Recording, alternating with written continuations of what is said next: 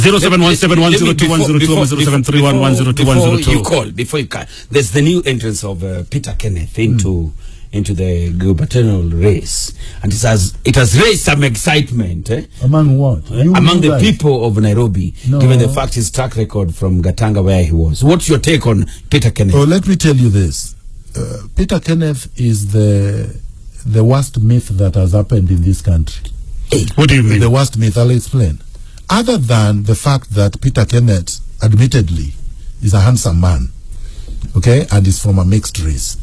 What is it that Peter Kenneth brings? I'll tell you why there is nothing about Peter Kenneth except color and beauty. We are not selling beauty here.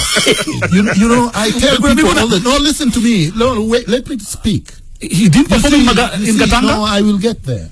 You see how Jalash was promoting some candidate in the coast because she's beautiful. And I was boiling because I said, my friend, we are not selling beauty. When I'm governor, I will have probably a beauty department where we will have tourism, we will have beauty contests, and I can appoint Peter the head of beauty, and he can run contests for beauty. Number two, you see, Peter Kenneth made history at the Starehe Boys Center. You know, he was my classmate. I didn't go to Starehe, I was at Njiri's, but we did O and A levels the same time.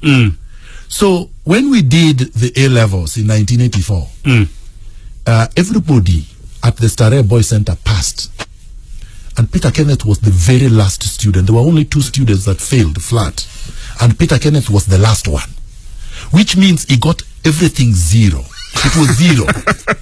Now, no, it is very important because the capacity, the intellectual and academic capacity to digest information, to retain information, to filter information, and to apply knowledge is important in governance. Because this is about policy. How are you going to solve any problem if you are just pathetically, intellectually incapable? You see, there are things he can do. As I said, he can run beauty and whatnot. Then number 2. Number 3. So after we finished, of course, Peter Kenneth couldn't go anywhere. So he got a job through looks to be a teller at a bank. Then he rose through the ranks, became a manager. Then he was piloted from there and was supposed to be appointed CEO of Consolidated Bank at the time. Mika Cheserem, who is not a great intellectual himself, vetoed that appointment because he said no, but this guy has absolutely nothing. You see, a society that is not based on merit is very important. Like you are a good Kiswahili speaker, you are very eloquent, you are entertaining, you fit within what Radio Maisha has given you to do. You can deliver. This man is supposed to be appointed CEO with nothing. No papers. I mean, how do you apply for a job when your CV is F? So now, he has no CV. So he gets into Kenyari. Okay?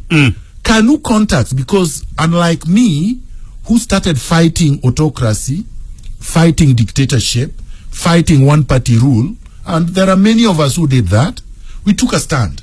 Peter joined them. Then Peter was rewarded by being appointed now, because Cheserem vetoed his appointment. He was now sneaked in to be the head of Kenyari Insurance Corporation. It's a state corporation. He bankrupted it. He looted it to death, just like he looted Mumias to death.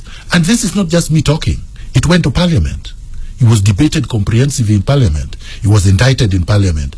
Peter Nyang-Nyong, the former Secretary General, the professor, and others went to court and got an order stopping him from selling Kenyari to Zimbabweans.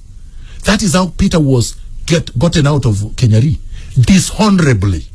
So from there, he metamorphoses like Kenyan crooks always metamorphose into a member of Parliament of Gatanga. Like Jirongo metamorphosed from minting 500 shilling notes, and Waiguru now went to metamorphose into a governor. You know, many crooks Even Patni want to metamorphose into an MP. There are many crooks who want to turn from being a crook to be called honorable. He was one of them. So, all right. So no, let me get to this one. Because we have 10 minutes now. Yes. So now he gets to be MP for Gatanga in Murang'a, which is near where I went to school. And so he was MP for 10 years, right? Yes. Is there a member of parliament, you know the role of a member of parliament, the first thing that they do is to legislate. Yes. To pass laws. Yes. Is there any law bearing Peter Kenneth's name in the Republic of Kenya? One law, one bill, one motion that Peter Kenneth moved in parliament? Zero.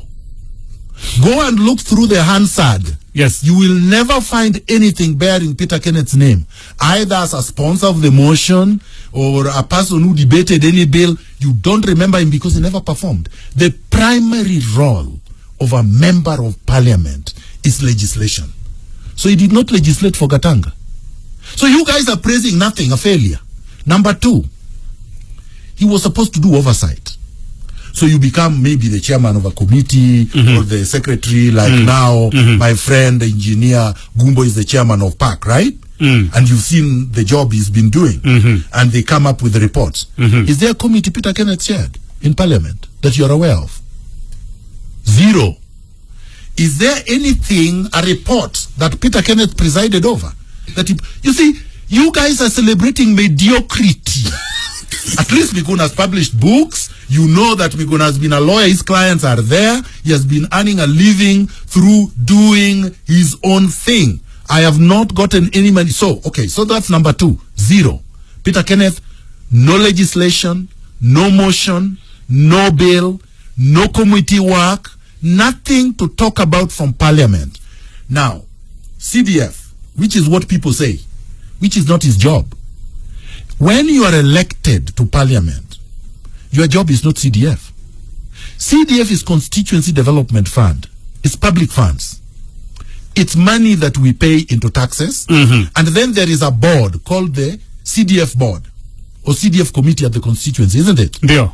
Now that board has a chairman or a chairperson and a secretary and members.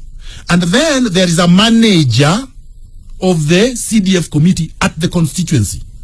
The manager is the CEO. And then there are staff of the CDF, isn't it? Yeah. They are the ones who actually do the work. Just like you now. You work for Radio Maisha. Of course, the owners of the Standard Group will take credit for what you have done. But who actually does the work? So let's assume that Radio Maisha becomes #1 in the world in terms of performance. Now, instead of giving credit to Jalash and yourself, somebody says the owners are the ones. Because they were the ones that created Radio Maisha, or they were what was the name? The MPs are supposed to be trustees, right? So now you ask yourself, was Peter Kenneth the manager of the CDF board of Gatanga? No, he wasn't. Was he the chairman of the CDF committee? No, he wasn't. Was he the secretary? No, he wasn't. Was he the treasurer? No, he wasn't. What was his role? To oversee. To oversee. Which so now you are saying the overseeing is instrumentality. He's actually doing. So other people did the work. Therefore, we should give him credit and forget about these people. You see, there are a lot of people in this country that get credit for what they have not done. And then lastly, let me tell you this lastly. He's not the only one that performed, if that is the case, performed well on CDF. There are many Rafael Tuju did. The MP Kenneth Okoth is doing very well, and the guy who was MP of it was not Githunguri, someone who came up with the CDF actually legislation. Nobody even mentions him. So are these people being put forward as candidates? No. So why is he reaping where he did not sow? So Peter Kenneth is a useless, bankrupt thief that should not be running for public office, and I will deal with him and deconstruct him the same way I'm deconstructing any other cartel. I will appoint him the head of beauty department in the county. maneno yote na matamshi yote yanayotolewa katika kipindi cha leo ya Miguna hayahusiani na Radio Maisha wala Standard Media Group wala kipindi cha ni ya Miguna. Yes. Ni yake Miguna.